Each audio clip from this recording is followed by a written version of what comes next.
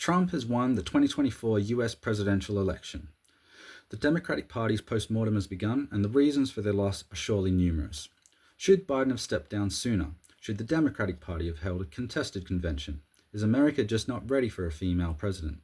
Did the Democrats just have a poor campaign strategy? Pundits have been full of theories about the loss. The need for a positive vision rather than an anti-Trump message. The campaign needed to distance itself from Biden. It should have been on the media more and sooner. It needed to focus on undecided voters, Democratic voters, female voters, Latino voters. The voter statistics tell some of the story. As predicted by the polling data, there is a divide opening between female and male voters. Young black male voters are now included in this trend. Most strikingly, though, was the increase in share of the Latino vote for Trump across the board.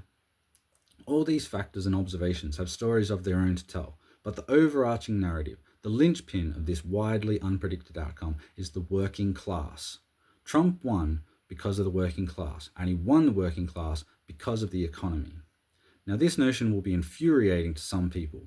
After all, we keep being told that the economy in America is doing great, never better, one of the best economic recoveries after COVID.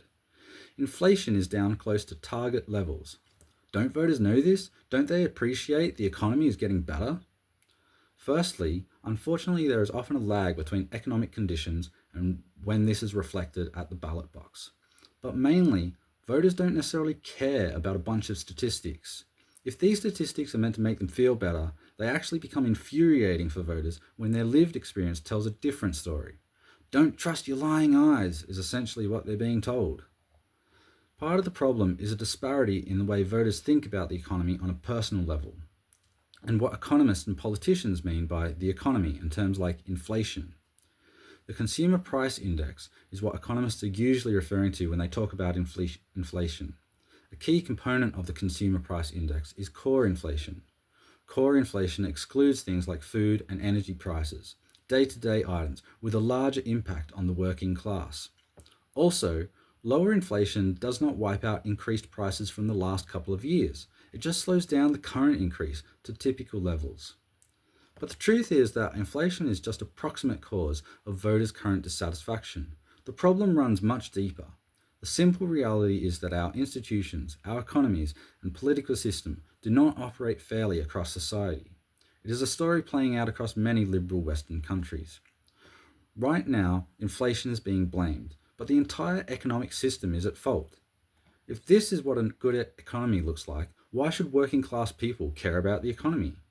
In a bad economy, poor people stay poor and the rich become a little less rich. In a good economy, the rich become super rich and the poor stay poor.